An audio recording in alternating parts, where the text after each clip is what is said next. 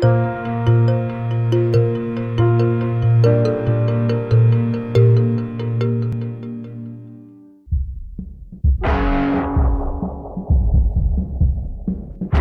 computer hacker group Anonymous is claiming tonight that it took down the website of the Federal Appeals Court in San Francisco this afternoon.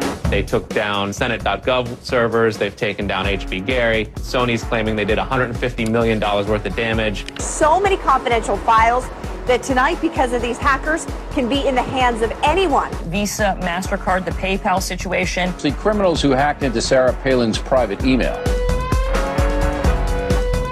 The Church of Scientology says Anonymous is a cyber terrorist group of religious bigots. Anonymous and this other group called Lulz Sec. They seem to be wanting to prove a point. Anonymous kind of was like the big, strong, buff kid who had low self-esteem. And then all of a sudden punched somebody in the face and was like, holy shit, I'm really strong. And Anonymous calls itself the final boss of the internet. And sometimes it proves to be really fucking true. You are going to violate the freedoms of the internet, you certainly better watch the fuck out. They are kind of the rude boys of activism. There's a real rough edge to them, which I think also is one reason why they garner so much love and hate from people too. They represent a certain sort of chaotic freedom. Individual, young, nameless, faceless folks are having geopolitical impact. I mean, it's both exhilarating to realize that and terrifying to realize that. It kind of depends on how that power is wielded. We are Legion. We do not forget. Expect us.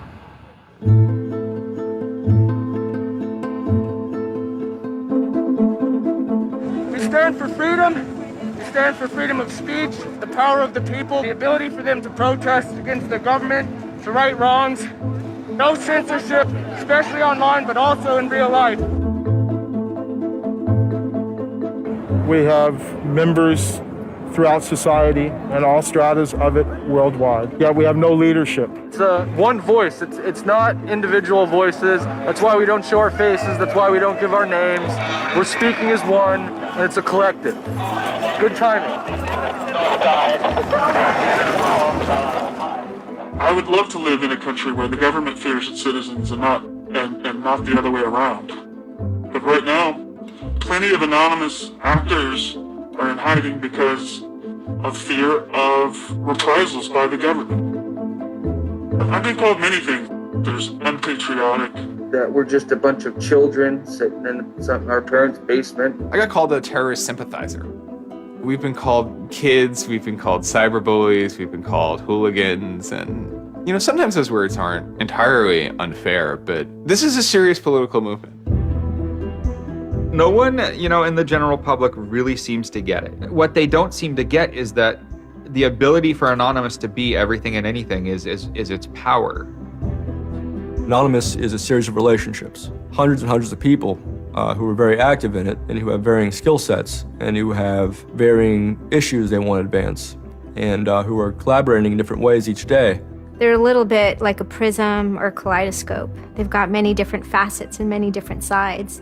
Of course, when you spend enough time with them, you start to get a sort of feel or texture that's not just random, right? Yet it's very multifaceted, very rich, which does span from the quite lighthearted to the very, very serious.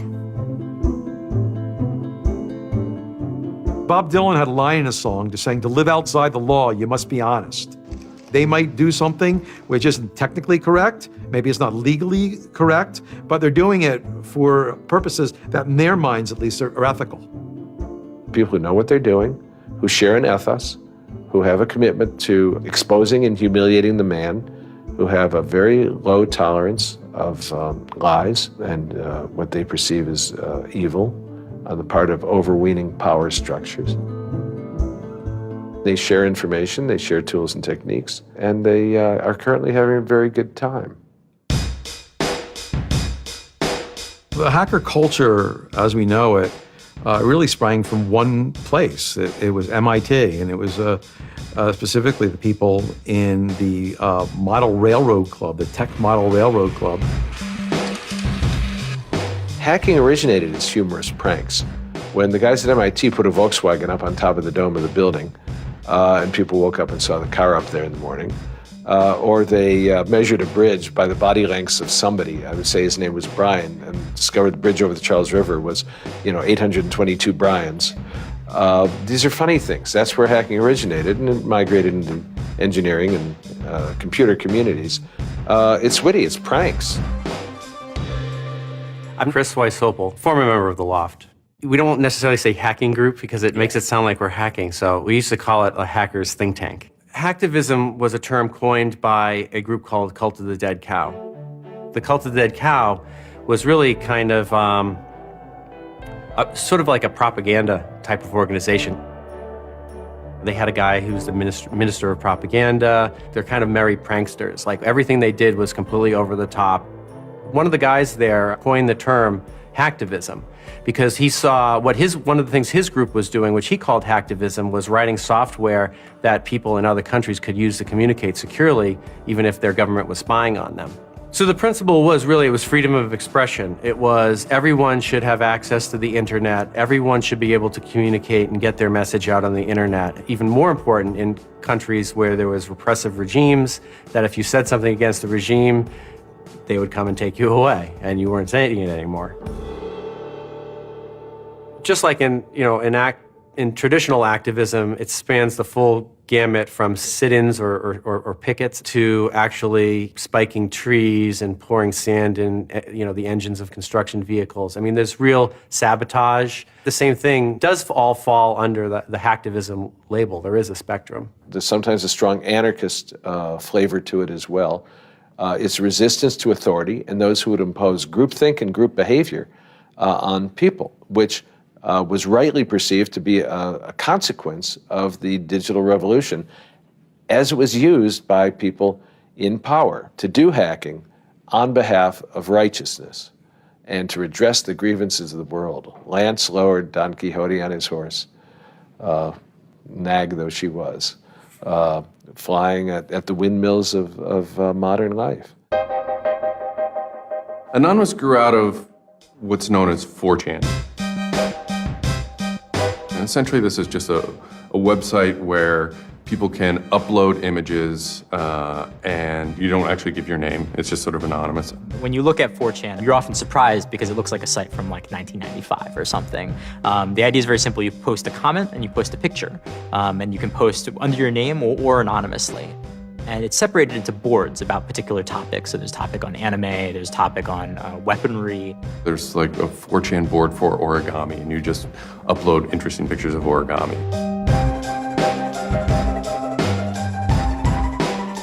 And then there was a group called the B board, which essentially was for like anything goes. The first time anybody goes on B, it's kind of an instant revulsion. Because there's never a time that you go on there where you don't see something horrible. That instantly puts off a lot of people. The idea is post something that can never be unseen. Half of the posts on B are there specifically to make people not want to come back to B. It's what you get when people are allowed to express themselves with absolutely no restriction whatsoever. It's the kind of sum of human imagination when people can get together and think together without any limits or parameters. It's the most vile, disgusting, and funny thing on the internet.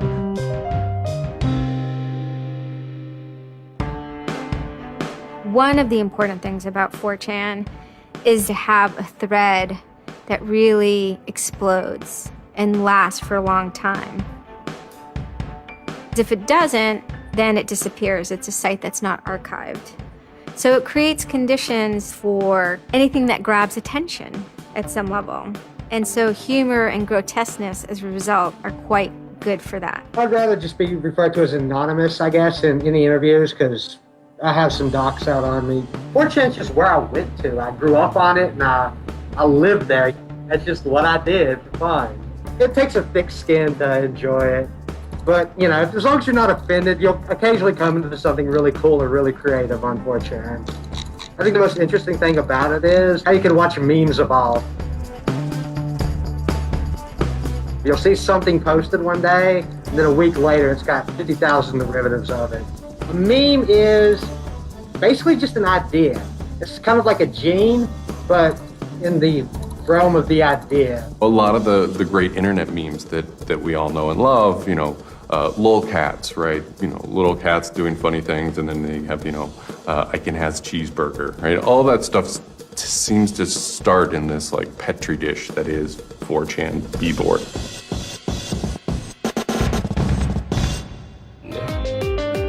Say it publicly and your insane chocolate rain. Name any meme from the last about 6 years, and I'll bet you either in its first posting ever was on 4chan, or at least one of its earliest revisions that became what it was on 4chan. I can see the food situation is so we'll be on our way. It's basically the best breeding ground for internet culture, and as far as I'm concerned. With your neighborhood insurance rates, chocolate rain. 4chan is also very known for acts of trolling. Trolling is a fucking art. Trolling is getting the person you're talking to get as pissed off as they possibly can, and for no reason except for your own enjoyment. Maybe you're trying to illustrate a point, but it's mostly for your own enjoyment. For them, it's funny that like people think the internet is serious business. And if people think the internet is serious business, it's a troll's job to make their life terrible. The idea of anonymous came initially as a joke. I mean, somebody suggested that what if the whole site, what if 4chan, what if B was just one person? And what if that's just one guy called Anonymous sitting somewhere and you're just reading all these posts by one guy? And it kind of looks like that from the outsider's perspective. I mean, there's no way to tell the difference. It might as well be one guy. Fox News did a very famous segment about it. They call themselves anonymous. They are hackers on steroids, treating the web like a real-life video game, sacking websites, invading MySpace accounts, disrupting innocent people's lives. And if you fight back, watch out. Destroy. Die. Attack. Threats from a gang of computer hackers calling themselves Anonymous. I've had 7 different passwords and they've got them all so far. Anonymous hacked his site and plastered it with gay sex pictures. His girlfriend left him. She thought that I was cheating on her with guys. As long as I can think back, Anonymous have done some pretty off-color things in the name of getting cheap laughs, you know.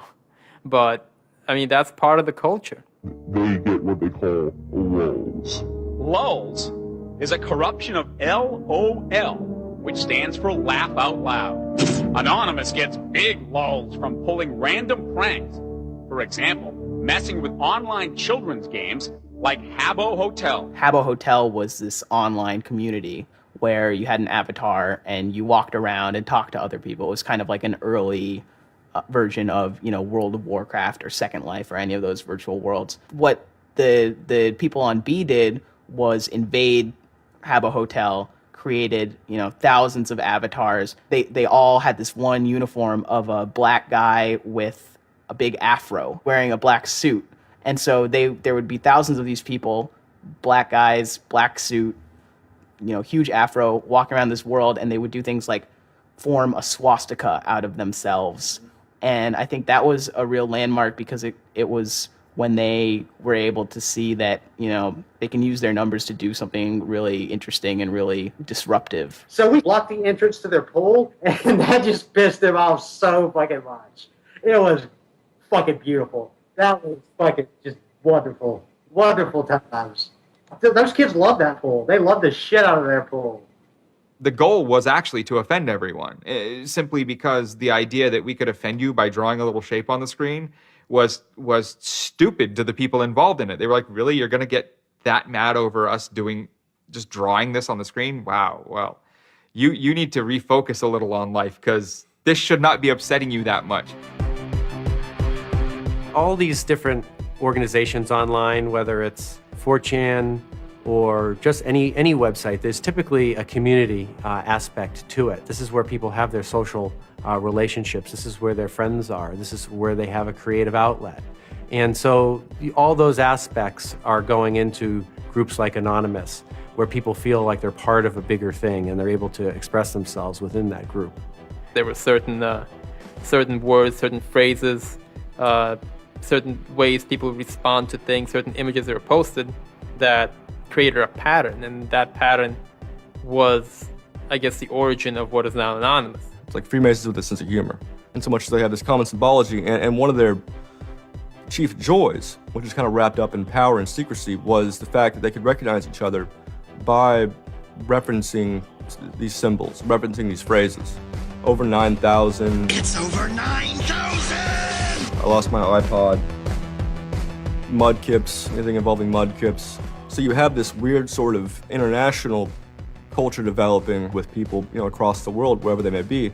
In late 06 and, into early 07, there's a bit of a sea change where instead of just posting a bunch of content or randomly saying we're going to go over to some website and post a bunch of dirty comments against someone, it becomes a little more organized. Welcome to the Hal Turner Show.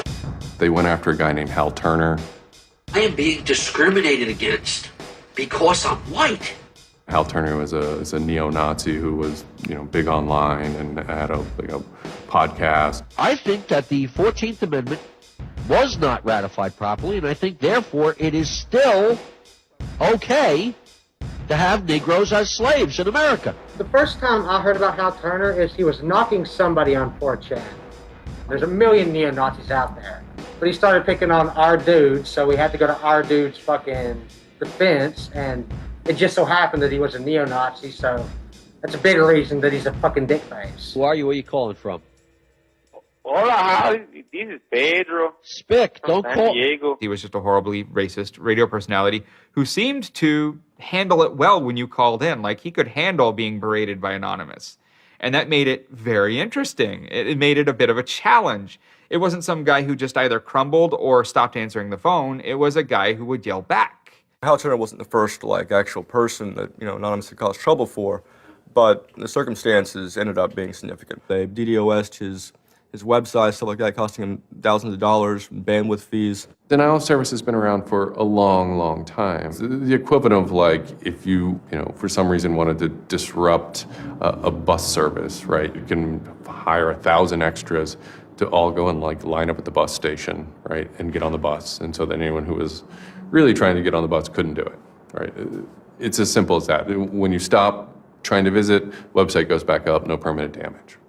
We DDoSed him, and then we kind of trolled him in real life. We sent countless pizzas to his house. We signed him up for escorts on Craigslist. We sent a bunch of pallets of industrial materials to his house, which he ultimately had to foot the bill for. And basically, we destroyed his ability to pay for his radio show, and that took him off the internet. And then they ended up getting some real hackers to help them out. This wasn't sort of pranks. They actually were able to get into Hal Turner's private servers and his mail servers and find some interesting emails that he was serving as an FBI informant, which, if you're a right-wing neo-Nazi, is not a good thing to be. And obviously him being an FBI informant, and also his reaction, his sort of douchebaggy reaction to the raids, damaged his credibility within the white nationalist scene, which is a shame. Hal Turner's gone. He's been prosecuted by the feds for threatening judges. What follows is a period of confusion and anger in which, the original Anonymous people, the sort who want to keep Anonymous as this nihilist little, ridiculous group, are upset that now, that the most terrible thing on the internet is now becoming a force for good all of a sudden. I'm Mike Vitale, and my handle is Seth Dude. Now, this is January 2008. Anonymous is strong now. We're not a little dinky fucking group anymore. This is millions of people worldwide, and we're watching. And then Scientology stepped in with a big target on its chest. A video came out of Tom Cruise. It was supposed to be an internal Scientology video, talking about secrets of Scientology. Being a Scientologist, when you drive past an accident, it's not like anyone else. As you drive past, you know you have to do something about it because you know you're the only one that can really help. It talks about you're the only one who can stop, bad things from happening. And so this is kind of widely mocked online. It circulated like wildfire. Instantly, the Scientologists post a DMCA, Digital Millennium Copyright Act. And this is a way that if you own content, you can go to video sites, upload sites, and have your content pulled when someone uploads it illegally. So Scientology's always at odds with the internet, always trying to legally bully people out of fucking them over on the internet. They always did that. And then here they are trying it again, but you know what? Anonymous saw that and they said, oh, you guys just fucked around badly. Like, you're trying to censor our internet. Like, are you trying to take a joke away from Anonymous? Like, you don't do that. A few people on 4chan posted, hey, we should grab that video and post it on a few other sites. What followed was this is a term called the Barbra Streisand effect. And this video, as they're attempting to suppress it, went everywhere. Like, everywhere you look on the internet, you were gonna stumble upon this video. Actually, Gawker, the site that I worked for, was, I think, the first one to put it on the website, and we got in a huge legal battle with Scientology, who wanted us to take it down.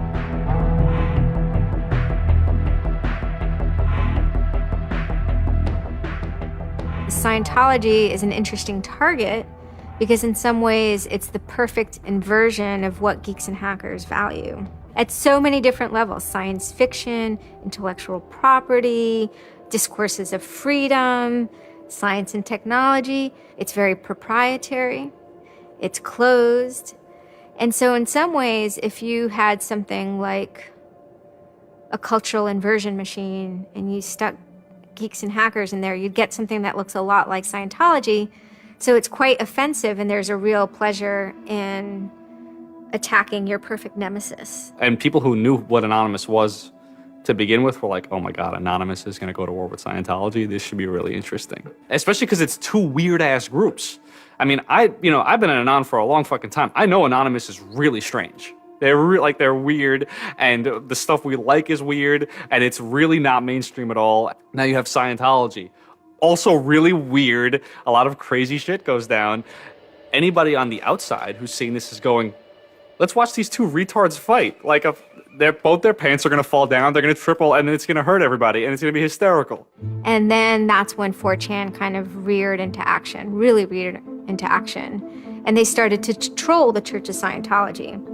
And this took the form of pranking the Dianetics hotline, ordering pizzas. I go to call them on the phone, and it's busy. And that's their main fucking Dianetics hotline. Their Dianetics 800 number, you can't get through because Anons have completely fucking clogged it and just probably saying stupid shit. The whole idea was just you call them just to keep them on the phone. What's an Elron? How do I Dianetics my face? They were not expecting that, and they couldn't handle it. I'm Brian Mettenbrink.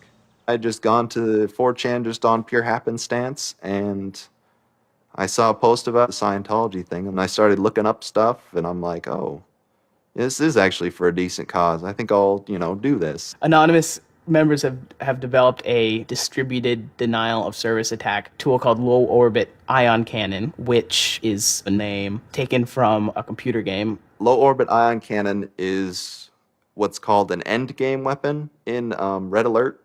All you had to do was literally follow instructions step by step.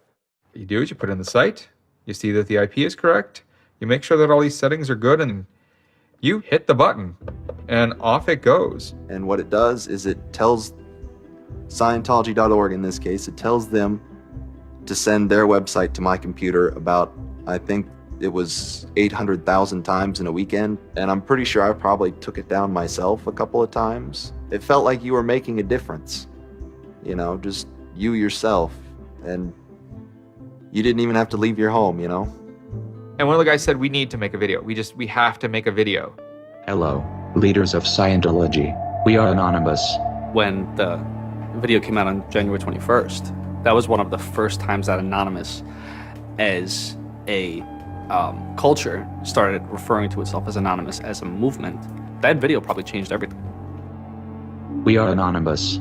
We are Legion. We do not forgive. We do not forget. Expect us. It basically looked like if a computer was going to tell you that he was going to beat the shit out of you, this is what it would look like. That one video really galvanized that moment of innovation. That's exactly like with that video, internet activism, as it's known today, was born. And you just see this consensus forming that it's going to happen. So we made the code of conduct. Don't bring weapons. Dress accordingly. Cover your faces, because they will try and find out who you are and screw with your life. Rule number 17. Cover your face.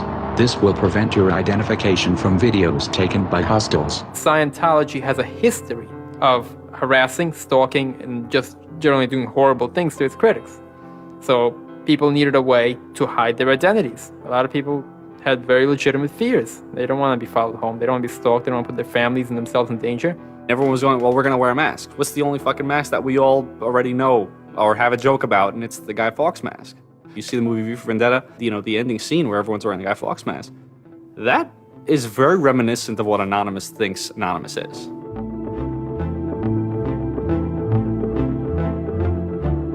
We wanted to represent anonymity in some way when it moved into real life.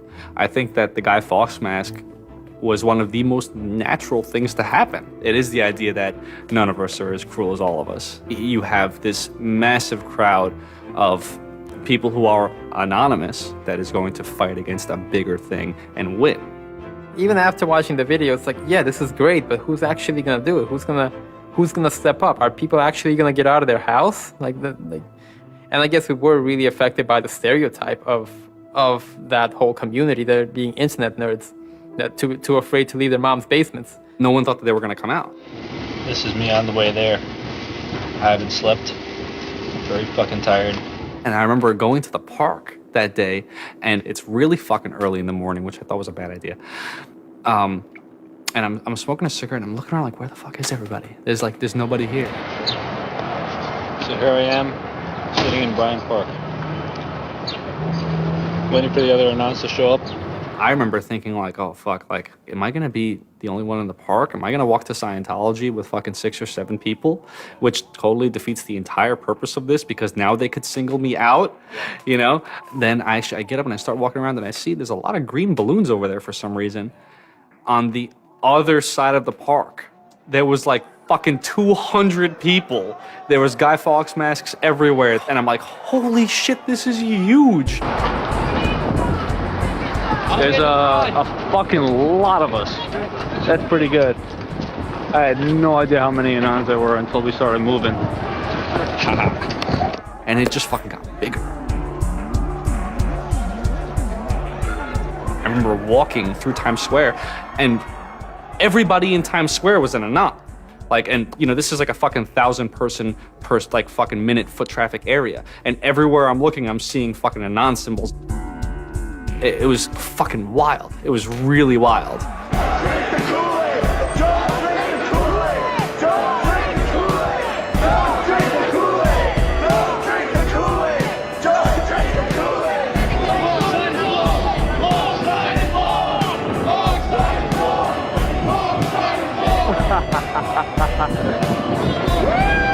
This is our fucking raid. Hell yeah! So we start getting numbers in. And Sydney, we're thinking that it's going to be 50 people. And before 10 a.m., before even time, there's already 50 people there. And there's still streams of people walking down the streets. A couple hours into it, because I didn't go to bed until 1 in the morning, you're looking at Sydney as, wow, there's 250 people in Sydney. The cops are estimating higher than that for their reports. What just happened? Adelaide, Perth, and Melbourne happened. And, over 200 at each of them. We nearly broke 1,000 leaving Australia. Now, the next protest was Tel Aviv, which had actually gotten its first Scientology building right before this. There were Palestinians and Israelis at this protest, both holding their flags. And at one point, they actually switched flags and held up each other's flags and whatnot. It was awesome to see. I call our guy in London, Britanon, and I say, hey, what's going on there? And he's like, did you just get out of bed? I said, yeah, I haven't even turned on the computer. I just figured I'd call you. And he said, we've got 600 people, and the cops are really, really mad at me.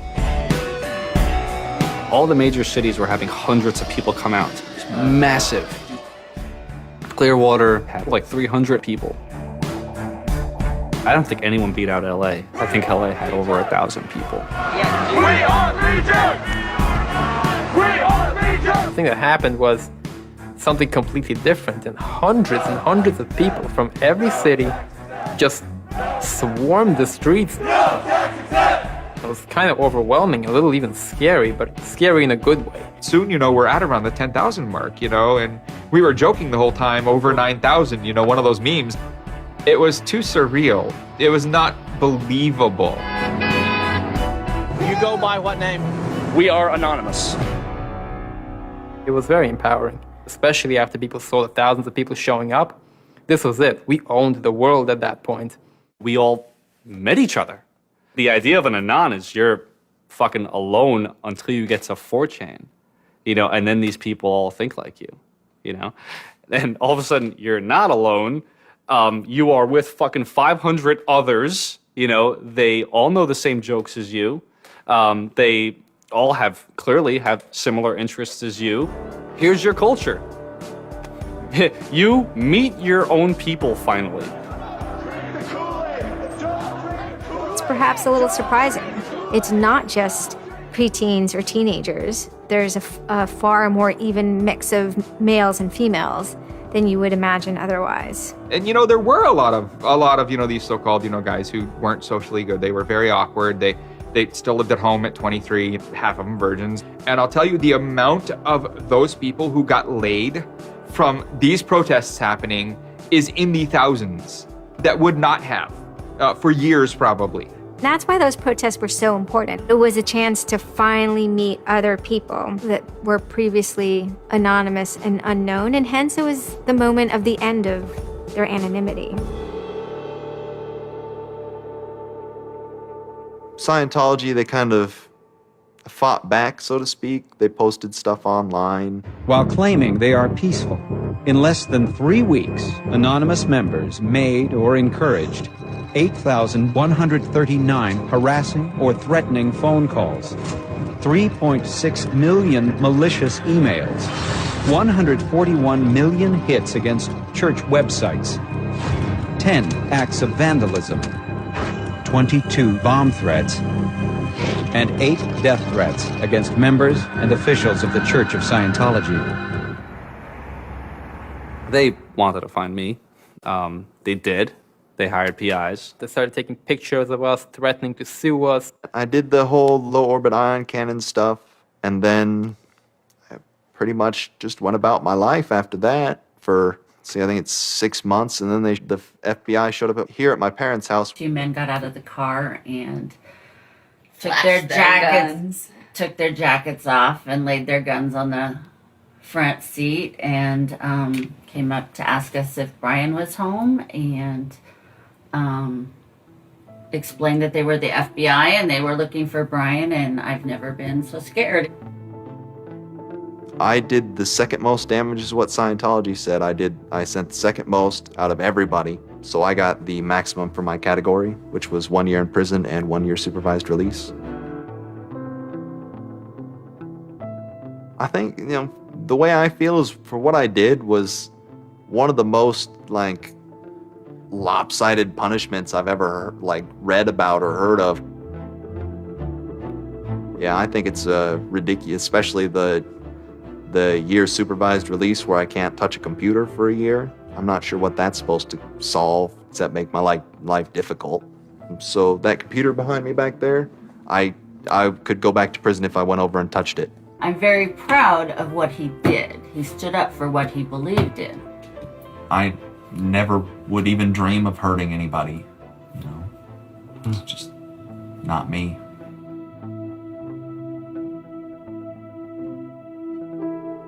Prior to Anonymous, critics of the church still had to be very, very careful because of the aggressive lawsuits that were launched against academics, journalists, and other critics. I would say that era is over. And Anonymous, more than any other sort of intervention, is probably responsible for that change. This actually caused a decent rift in Anonymous. There was one big group, significant group of people who would say, this Chanology stuff, it's cancer, it's awful, it's bad, it's just bringing attention to us that we don't want. One Anon said it well once. There is no leader. Their ops have momentary leaders, de facto leaders. Almost through meritocracy, there's more respected or more persistent participants. Some people participate in a single operation and are never heard from again. It might even be a housewife who just, agrees with that political statement or that protest. I like to describe this with the picture of a bird swarm. Everybody's flying very, very quiet. Suddenly, one bird flies into the other direction and the mass fly into the same direction, following that person. It's totally okay to say, I'm sorry, I don't take part. When chronology was running full force, it was like a kid stretching for the first time and actually seeing the real power. If you had asked me all throughout 2008 and most of 2009, is the politics of Anonymous always going to be sutured and hinged to the Church of Scientology? I would have said yes. And it became unsutured, unhinged, when a different political wing was born in 2010.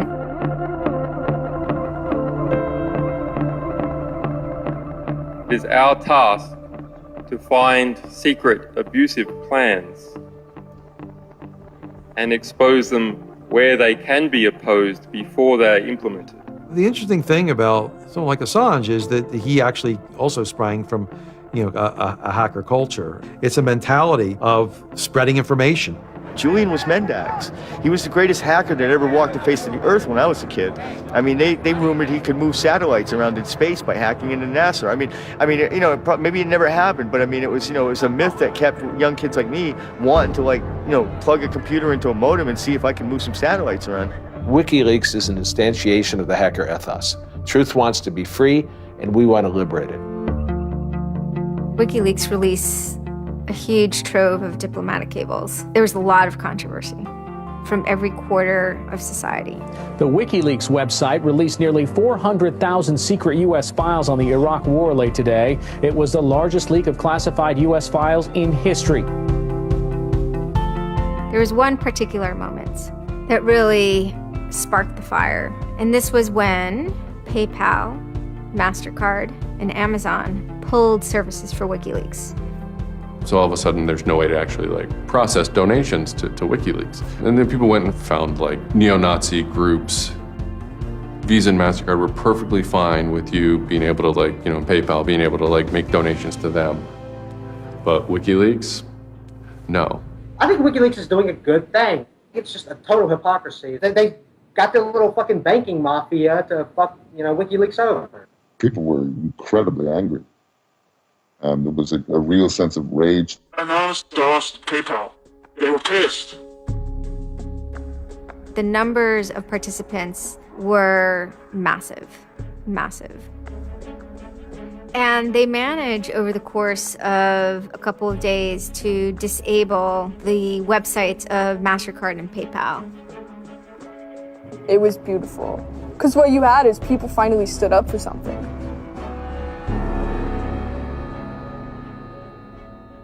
My name's Pete Fine. You can call me an internaut or a hacktivist.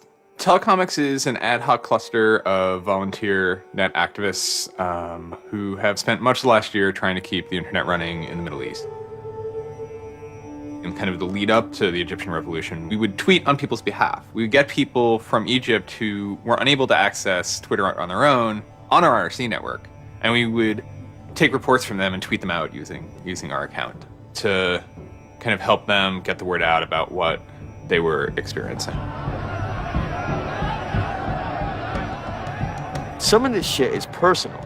And one of the things about the movement as a whole, when Egypt rolled around, is that Egypt broke us emotionally.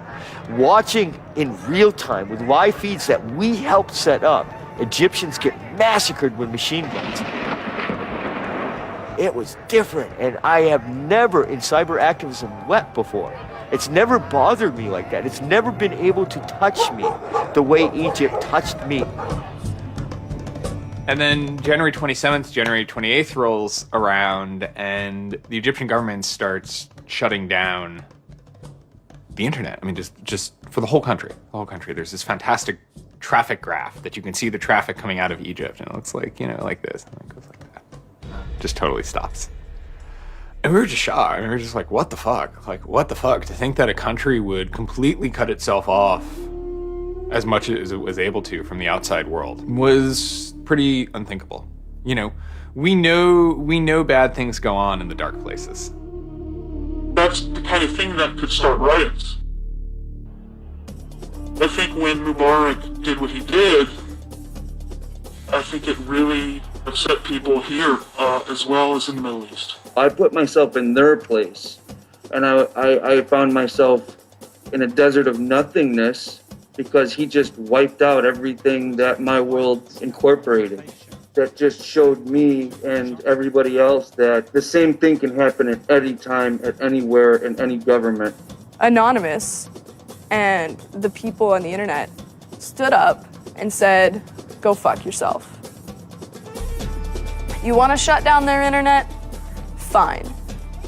The people on the internet will show them how to turn it back on. A lot of my friends helped with encryption, helped people on the ground in those countries validate SSL keys and certificates, and really showed them how to subvert their government and become free. And then Telecomics started to tweet connections to the internet, dial-up connections. In Egypt, the care package we put together included some kind of our comms information, the ham radio and dial modem details. In total, we helped coordinate and run about 500 dial-up modem lines. We also Googled up treatments for tear gas and other kind of basic medical treatment and found folks who could translate that into Arabic. Sort of put this together in a nice one-page PDF and fax, and off it goes. President Hosni Mubarak has decided to step down from the office of President of the Republic.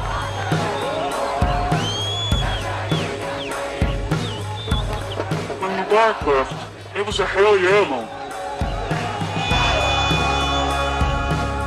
People can rise up. People can make a change. And I think for a lot of people in America, it was the first time they had seen people rise up and take down their government and say, we're sick of this shit.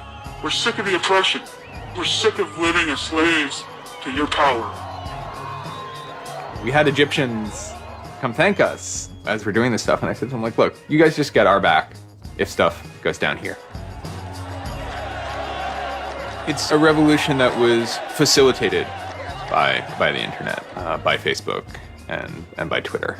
Not caused by it. I mean, 50 years of dictatorship has caused the Arab Spring. But the internet has certainly been helping. Although it was awesome and it was one part we were fighting for me it was quite clear that it's not the end of the story. That it's not suddenly changing into rainbows and nine cats or whatever, but that we now have to watch even more. Suddenly on February 5th, Financial Times article comes out that we all see.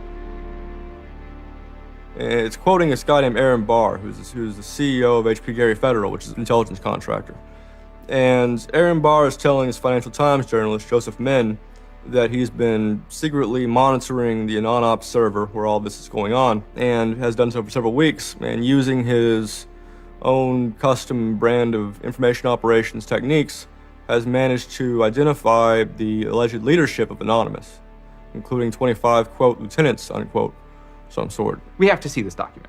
Everyone wants to know. We don't need to destroy him. We don't need to destroy his company. So they get it. It was unbelievably easy to get into that network. Now, to put that in hacker terms, Anonymous is a hornet's nest. And Barr said, I'm going to stick my penis in that thing. The HB Gary hack brought about 70,000 emails.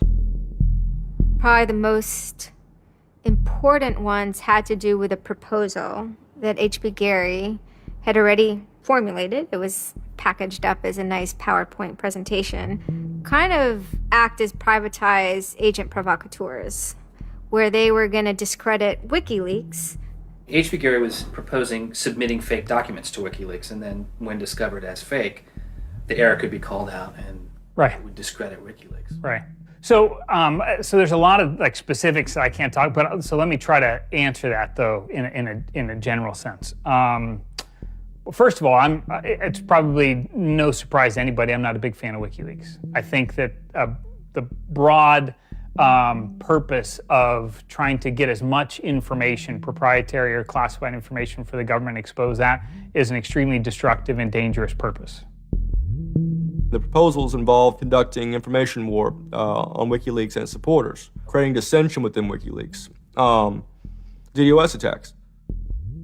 You also wanted to launch cyber attacks on WikiLeaks infrastructure to get information on document submitters. Well, one thing I guess I want to make sure is clear is, none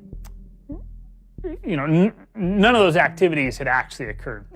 In business, there's, when you start proposing or thinking about an idea, there's a brainstorming phase. And somebody says, well, what if, what could we do? What's theoretically possible? Well, still, this was an idea. This was proposed. This was something that you thought about. Right.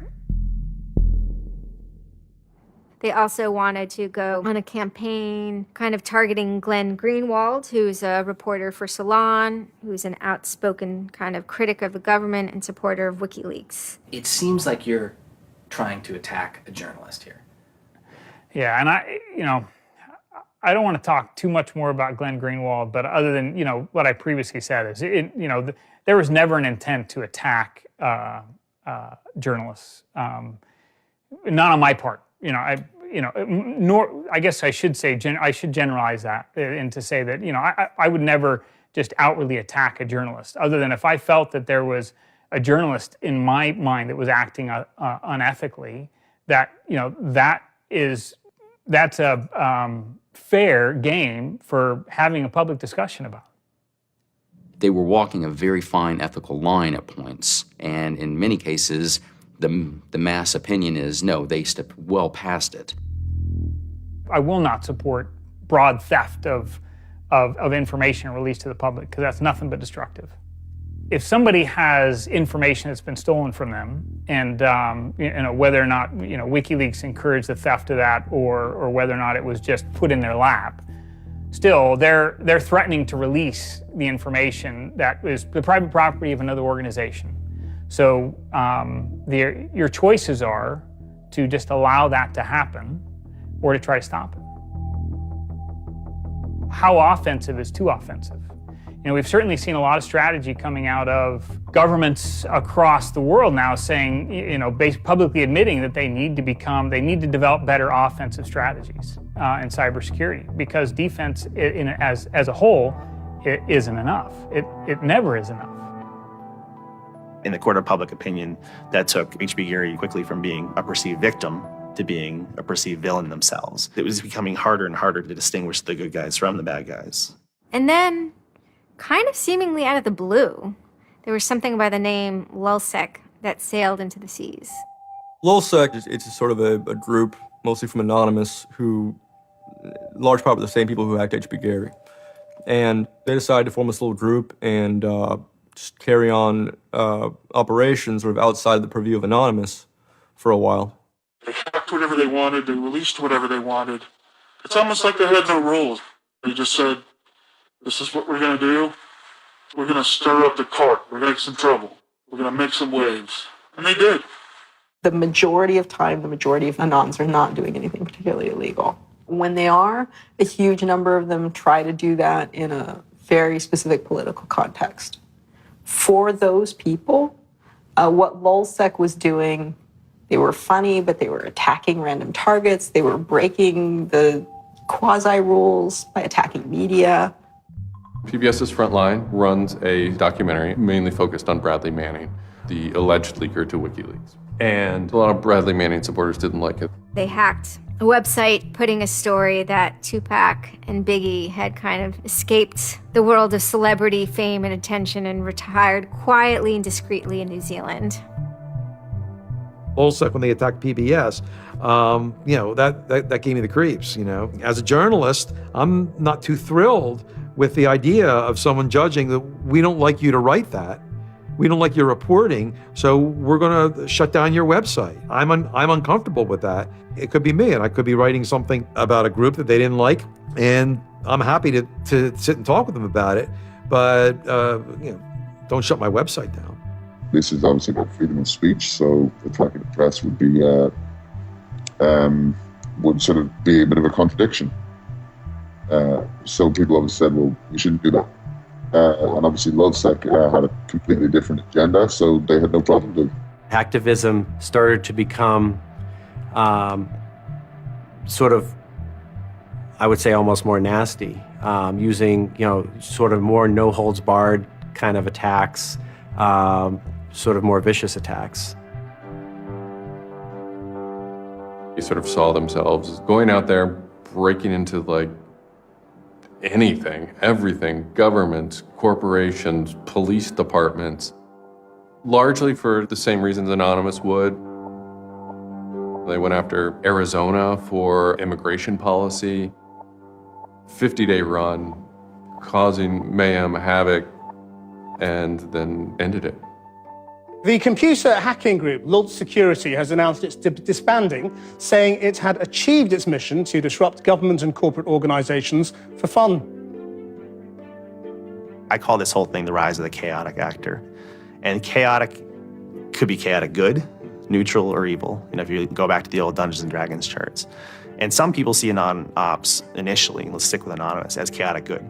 They saw Operation Payback, or they saw attacking Scientology, and they say that's good. It's like Robin Hood, right? Chaotic good. Outside the system, but doing something good. Other people saw Anon as chaotic evil, like the Joker. They just want to see the world burn and doing potentially irreparable damage. And the truth is, yes, it's the entire column of chaotic. I'm actually a little less concerned about some of the things LulzSec's done and more concerned about the next generation of LulzSec, the next turn of the crank of who takes it further or is more aggressive. Whoever fights monsters, should see to it they don't themselves become one. Really, as powerful as they seem to be, LulzSec and Anonymous are really small potatoes compared to the bigger operations that are going on that we don't hear about, maybe operations funded by government. 16 people were arrested today, but dozens of FBI agents targeted alleged members of the loose-knit hacking group. Armed with search warrants, agents hit 6 homes in New York, along with locations across the country. The people arrested yesterday were suspected of attacking PayPal's website after the company shut off payments to WikiLeaks. Defenders of the hackers say they're merely engaged in civil protest, but FBI officials worry the disruptive cyber attacks could move in a more dangerous direction.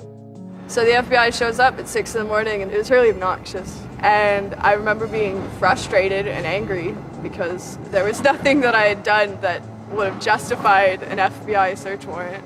They came and guns blazing and all this other good stuff, busted down the door. I immediately just dropped down on the floor, 180, didn't want nothing. I wasn't trying to fight nobody. Even if you accept what the government is saying is true, what is important is that people are participating in the process. It is very much the process. It is sitting in a counter in Selma, Alabama, 500 Freedom Riders refusing to allow people to go and sit in at a segregated lunch counter. They write books about that stuff. It is demonstrating at a street corner saying no to a war. It's just a different, it's just a different vehicle. It's the same result. There's always going to be legal consequence when you decide to break the law. That comes with the territory. And it would be naive not to expect that. The question is whether the punishment will be proportional to the crime. And I suspect it might not be. People will be watching very closely to see how these cases proceed, on what grounds, and whether there's any room during the trials to think, especially of the denial of service attacks, as a legitimate form of protest. So much of our lives are now configured, at least in part, on the internet. So we better start thinking about how we claim parts of the internet as spaces that we can also protest in. There is a certain online culture that believes in certain values, like freedom of expression. They're against corruption. They're against governments controlling their citizens. And when they see those values harmed in some way by some organization, the hacktivists strike back. I don't think this whole issue is a technical hacking thing. This is more about human philosophy and psychology. What's motivating us? Why is there so much unrest or disenfranchisement or anger that would lead people to want to take matters in their own hands and join these? Whether you think it's bad or not is irrelevant. It's not going away. The part of me that likes the ability to have rapid destabilization and change loves this. The part that knows how powerful it is means it's a force multiplier for good or for evil. And how that power is wielded and how we want to self-regulate is going to be the most deciding factor in if this is a menace or a benefit. I certainly don't think most of the conversations in law enforcement or the government are informed enough to know how to deal with this. I suppose the question you really want to ask is, would I do it again? And honestly, after thinking about it, I felt that I did what was right. I had a belief, I still do, that what I did was the right thing, and hopefully someone got some good out of it. You know, I'd love to think that maybe I stopped someone from joining a cult, you know. Probably wouldn't tell on myself next time, but, you know, I don't think I would have changed a single thing other than the whole talking to the FBI thing. Just that little Yeah, just the little detail that kind of changed everything, yeah. I'm angry. Occasionally I have small breakdown moments of terror, but I haven't stopped believing what I believed. I haven't stopped wanting to fight. I haven't stopped caring. Show me what democracy looks like! Show me what democracy looks like! There's a lot of people in Anonymous who feel very deeply and very sincerely about their contribution towards democracy around the world. And I think that's one of the main things that I'm most proud of about Anonymous. There are things that I'm not proud of about Anonymous, but we stand against censorship and we stand against oppressive governments, even our own. It's a very noble thing. And history teaches us that change simply doesn't come with flowers. It doesn't work. No? If they say I'm a criminal, damn, well, then I will be one. I don't care if you're a Democrat or a Republican or an independent, or if you like Ron Paul, or if you worship pigeons or Scientology, or if you're Catholic or atheist or Methodist. I don't care about that. Your opinion matters. I don't care if I disagree with it. I don't care if I hate your guts. Your opinion matters.